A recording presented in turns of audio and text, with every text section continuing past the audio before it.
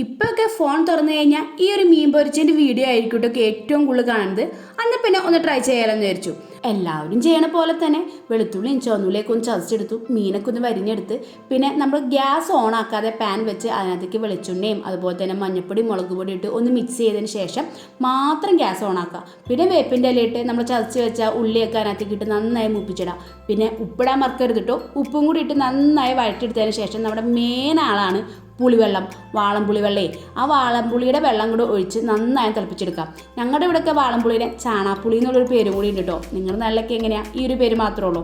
അങ്ങനെ അതൊക്കെ തിളച്ച് വന്നതിന് ശേഷം ആ ഒരു മീനൊക്കെ ഇട്ട് നന്നായിട്ട് ഇങ്ങോട്ട് വേവിച്ചെടുക്കാം.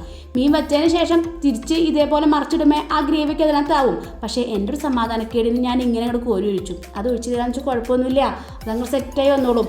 പിന്നെ നന്നായി തിരിച്ചും മറിച്ചും വേവിച്ചെടുത്ത് കഴിഞ്ഞാൽ അത് ഇതേപോലെ ആയിട്ട് കിട്ടും. എന്താ ഒരു മണമെന്ന് പറയോ. പിന്നെ ആ ചോറിൻ്റെ ഒപ്പം ഇട്ട് അങ്ങോട്ട് പിടി പിടിച്ചാണ്ടല്ലോ, എനിക്ക് ഇപ്പോഴേ കൊതിയാവണത് കാണുമ്പോൾ. അത്രയ്ക്ക് ടേസ്റ്റ് ആയിരുന്നു. എന്തായാലും ഇത് ട്രൈ ചെയ്ത് പോയെങ്കിൽ അതൊരു നഷ്ടക്കച്ചവടം തന്നെ ആയേനെ.